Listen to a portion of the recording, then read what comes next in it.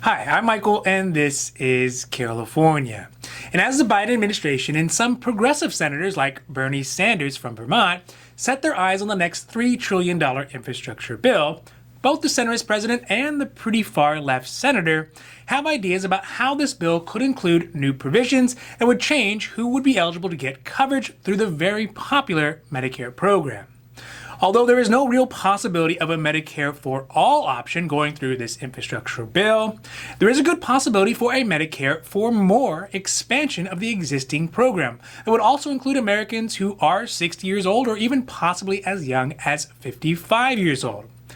This would potentially extend health coverage to millions more Americans who currently cannot get access to the Medicare program. So today we are talking about President Biden's ambitious goals to make updates to the Medicare program through the upcoming infrastructure bill, who would benefit, and what could be some of the potential consequences from these types of changes. Now, this is your daily dose, and before we get to it, if you like this information, if you find it interesting, if you find it helpful, please don't forget to like and subscribe. That way you can get updates when our newest and most informative videos become available. So first, real quick, let's get a baseline of what the current Medicare program is. So Medicare is a health insurance program that was started back in the 60s to try to ensure that older Americans and people with specific disabilities were able to get help paying for their health coverage costs. Original Medicare is composed of two parts. Part A, which covers hospitalization, and Part B, which covers day-to-day stuff like doctor's visits, lab works, x-rays, etc. All of us, and really anyone getting a paycheck in the United States, we all pay into the Medicare Trust Fund every month when we get paid through a deduction from our paychecks. It's part of the reason why what we put into our pockets at the end of the month is very different sometimes from how much we actually get paid.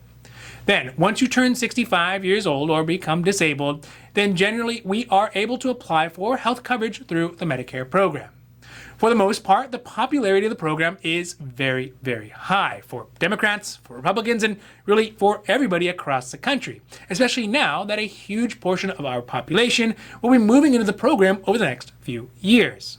Now, through the infrastructure bill, Democrats and the president have the idea of including changes to Medicare that would primarily do two things. First is that they would lower the age of those folks eligible to qualify for the program. At the moment, the eligibility age is at 65 years old. But under the new bill, they will likely try to lower the age to 60 years old or even possibly as low as 55 years old. Although 80% of Democrats support even bigger changes like making Medicare available to everybody, only about 20% of Republicans are willing to go that far. But according to a Kaiser Foundation poll, around 69% of Republicans would be willing to lower the eligibility age down to a lower age, which really does speak to the bipartisan nature of this type of provision. But of course, like any big policy changes, things can be deceptively simple and moreover hiddenly expensive. Even something as basic as lowering the age by 5 years to 60 years old will have substantial costs, regulatory, and structural changes to the program for current and future generations. The biggest hurdle to these changes would be the cost. This is because at the moment, a huge number of Americans are either currently 65 years old or within 10 years of getting there.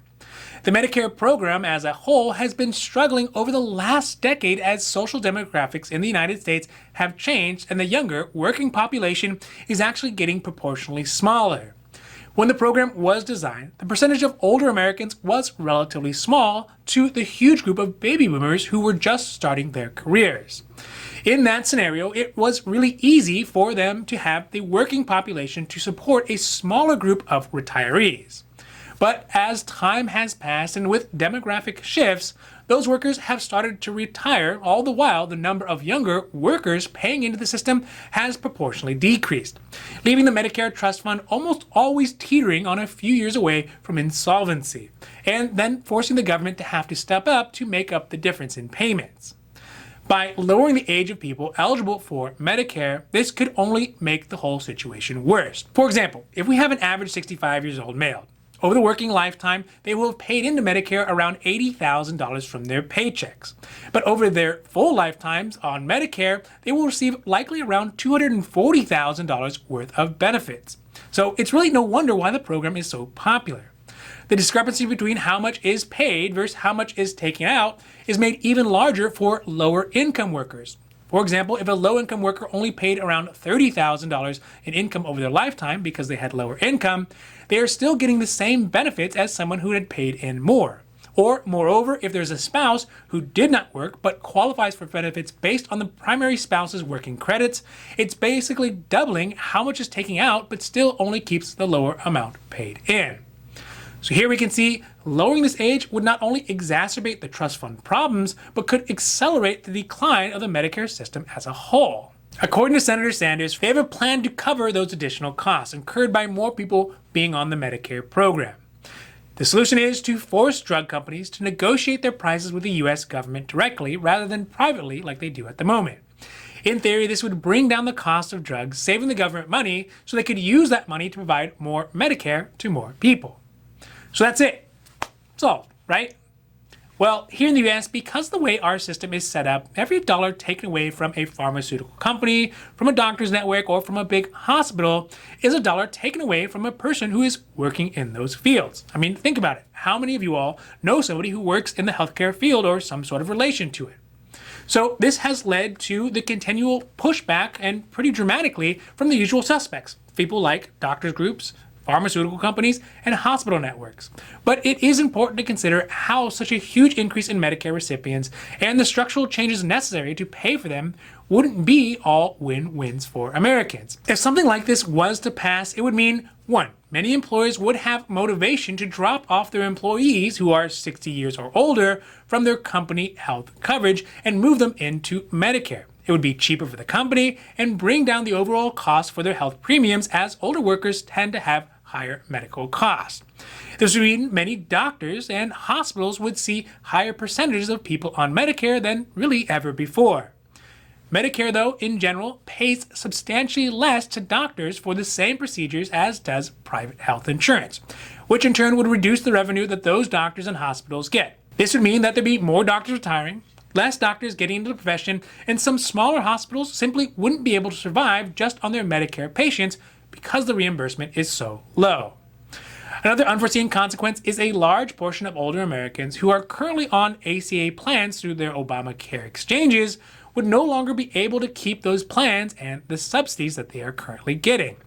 This is because under the current rules, if they had the option to go to Medicare, they would not be eligible to get extra help through the ACA. The ACA in general can be a much better option for coverage other than Medicare because it does have limits on how much recipients can pay in a year, while Medicare does not. And often it has much better and more generous benefits for things like medications and major hospitalizations than Medicare does. These folks, too, would be faced with the prospect of losing their ACA coverage and being forced to move into Medicare as well. So overall, I'm all for making changes to Medicare and increasing who is eligible. Medicare is a great program, and with a few updates could really help a lot more people. But my feeling for this video is that it's important that folks understand that it's never a win-win situation. There are trade-offs with any changes to programs that are this large. In this specific case, it would be expensive, like $100 billion more a year expensive.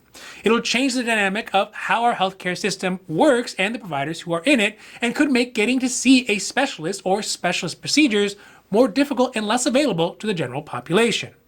This is just something to keep in mind as this next $3 trillion infrastructure bill comes to Congress, and it might actually get passed. Now, this has been your Daily Dose, and I hope that you found it interesting or helpful or at least useful. And if you did, please don't forget to like and subscribe. That way you can get updates when our newest and most informative videos become available. So that's it for me, and for California, I'm Michael, wishing you a happy, healthy day.